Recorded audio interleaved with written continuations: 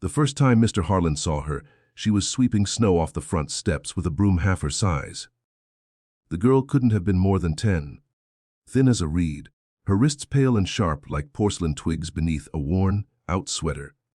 She moved slowly, deliberately, as if every ounce of her strength had to be rationed. He stopped his car without really thinking. It wasn't the kind of street he normally drove down, but something about the way she looked, fragile yet determined, pulled him in. "Shouldn't you be in school?" he asked, stepping out, his breath clouding in the cold. She flinched at the sound of his voice, clutching the broom like a shield. "Stepmother says I have to finish chores first," she murmured, eyes cast downward. Mr. Harlan frowned. He was used to people obeying him instantly. Employees, investors, entire boards of directors, but not to fear, not like this. He noticed her bare fingers, red from the cold. Her shoes had holes. Her lips trembled not from fear, but from hunger. "What's your name?" he asked gently. "Lila," she whispered. "Stepmother says I'm too thin to work properly." Something in those words, the casual cruelty, the echo of neglect, hit him harder than he expected. He was a man who'd built empires, but this small voice felt heavier than any deal he'd ever signed. He reached into his coat pocket, pulled out a chocolate bar he'd been saving for the drive, and handed it to her. Lila hesitated, eyes darting to the window of the house. "She'll be mad if she sees," she whispered. "Then let's keep it between us," he said with a soft smile. She took it, unwrapped it slowly, ate it even slower, as though afraid it might vanish if she enjoyed it too much. That night Mr. Harlan couldn't sleep. The image of that frail little girl haunted him. It reminded him of another girl, years ago, his sister, who died before she turned 10 when their father lost everything.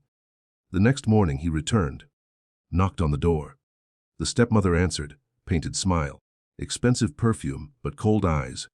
"I'm here to see about the house," he lied smoothly. "I'm interested in buying property in the area." Her demeanor changed instantly. "Oh, of course. Come in." He glanced around as he entered, neat furniture, but no warmth. The smell of bleach and cold air. Then he saw Lila again, standing in the corner, head bowed, broom in hand. Mr. Harlan smiled at her. She didn't smile back, just watched him cautiously, as if kindness were something dangerous. As he walked through the house, he noticed a small plate on the counter, a single crust of bread. "That for her?" he asked casually. The woman laughed. "She eats when she earns it. Too thin to work, most days." His hand clenched around his car keys. Within a week he was back, with papers. The house was indeed for sale. The stepmother signed without hesitation when she saw the price he offered. She didn't even ask why a millionaire would want to run down property at the edge of town. 2 days later, when she packed up and left with her suitcases and spite, Lila stood silently at the door. "You'll come with me," Mr. Harlan said simply. Her eyes widened. "But I'm too thin to work." He smiled. "Then we'll feed you until you're strong enough not to." Months passed.